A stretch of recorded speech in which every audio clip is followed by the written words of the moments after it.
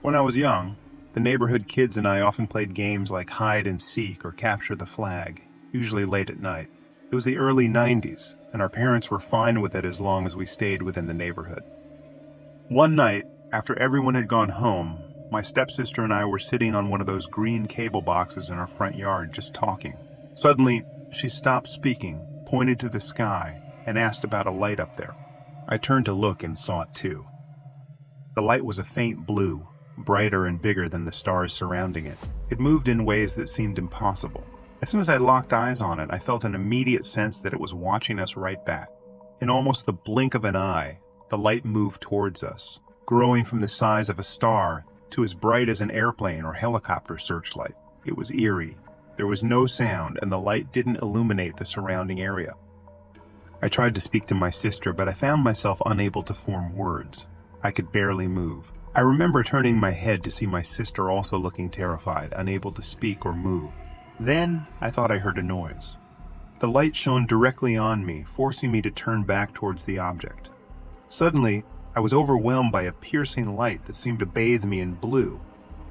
After that, my memories are hazy, as if I was meant to forget what happened, even though certain moments are as clear as any memory from that time. I found myself in a mostly dark place with lights hovering by themselves, no visible technology supporting them. I couldn't tell if I was lying down or standing because there was no sense of gravity or direction. I remember interacting with a being that looked human but was different, androgynous, with no male or female characteristics, and a very symmetrical, smooth appearance. They communicated with me telepathically in moments of consciousness interspersed with haziness. I was aware of them doing things to me, but I don't remember what, except for a piercing device they inserted behind my right ear. It felt deep but not painful, just itchy for a second. They told me they were taking a sample and implanting something for remote monitoring. They explained this wasn't the first time they had done this to me and that they would continue throughout my life, along with thousands of others. It was part of a scientific study, the purpose of which I don't recall. In moments of lucidity, I asked about my sister. They told me she was undergoing the same process. I asked if they were aliens, which they found amusing, claiming to be humans from the future. But something about that felt untrue, like a lie or simplification. Eventually, I became aware of the blue light again, and the darkness began to fade. I slowly realized I was on the grass next to my sister, about 50-60 feet from where we started. The sun was rising. We went inside without really discussing it, just feeling the need to avoid trouble. Years later, I brought it up with my sister, but she remembered less, just the light, a weird feeling, and waking up next to me. She rationalized it as a helicopter sighting and fatigue. The event slipped from my mind until 2 years ago when my wife noticed a spot behind my right ear, like a burn mark or a mole. When she mentioned it, the memories flooded back. She tried to pop it, but nothing came out. It's still there, looking like a mole or a scar. I've had MRIs and scans, but they've shown nothing. I try not to dwell on it, but it's unnerving to think about now.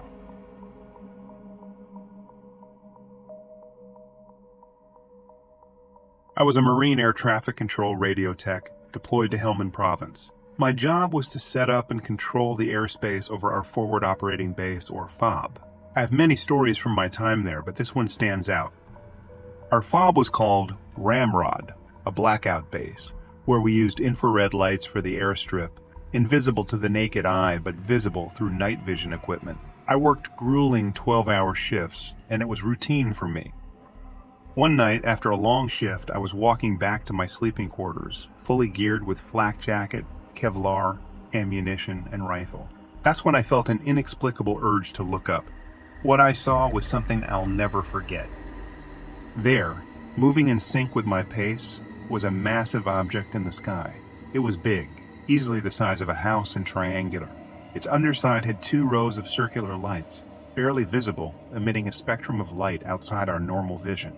It had some kind of stealth technology, blending into the night sky, but I could see it, clear as day. I stopped walking, and so did it. I stared at it for what felt like 5 minutes, trying to convince myself that it was real. It was like my brain was telling me it wasn't there, but my eyes knew better. Then, as suddenly as it had appeared, it darted away at an incredible speed, breaking the sound barrier without a sound. It was quieter than the small drones we operated on the base, moving with a force that no living being could withstand. It shot straight up into the atmosphere, disappearing into the starry sky. The only evidence of its departure was the wind.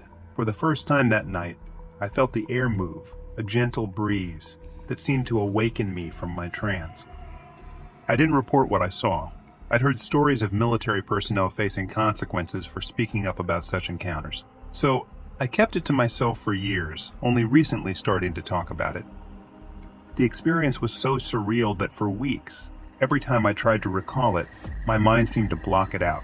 It felt like some sort of psychological jamming, a defense mechanism perhaps, but with time, the memory became clearer, more vivid. This encounter changed me in ways I can't fully explain. I was a skeptic, a Christian with firm beliefs, but after that night, everything I thought I knew was thrown into question.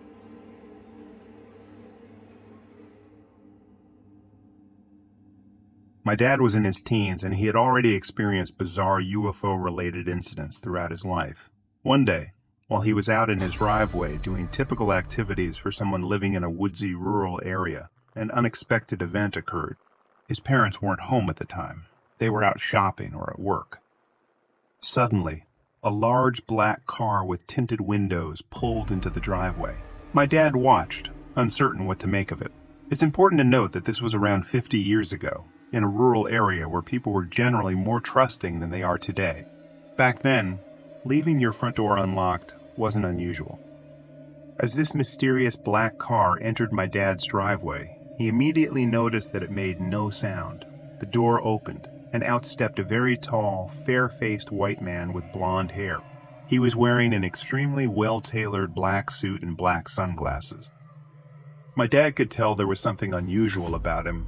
He looked too perfect, with flawless skin and a childlike smile, which seemed out of place on such a hot summer day. The man approached my dad and asked for his name. My dad, who was around 15 at the time, inquired why the man needed to know.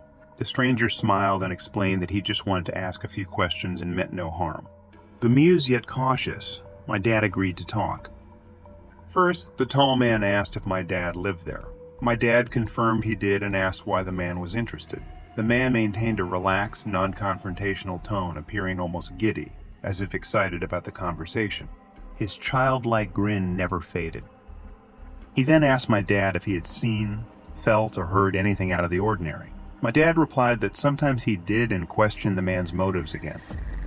At this point, the man's demeanor shifted dramatically. His grin vanished, and he suddenly looked worried. Without saying goodbye, he quickly got back into his car, which silently drove away. A few minutes later, my dad's parents returned from their shopping trip. Now, here's the truly bizarre part. About 30 years later, my mom encountered the same man.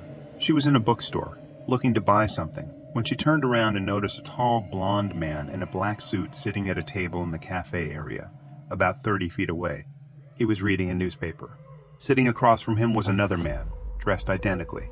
They both looked strangely out of place, too perfect and too clean.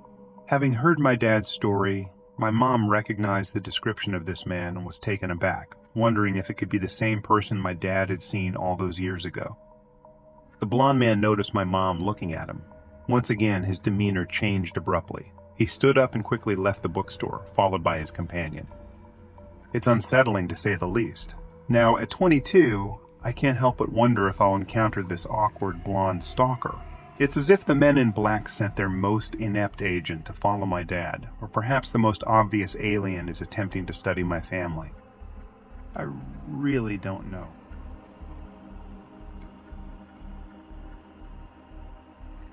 I'm going to share a bizarre experience from back in '97 that still baffles me to this day. It's a story about a late-night encounter in a rye field that left my buddy and me questioning reality.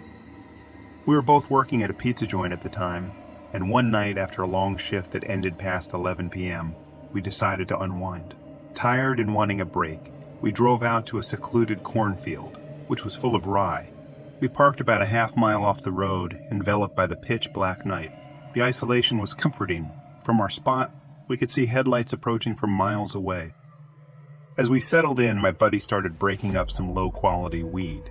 That's when I noticed something unsettling. It looked like truck headlights shining directly from behind us. They took a hard left and then vanished into the darkness.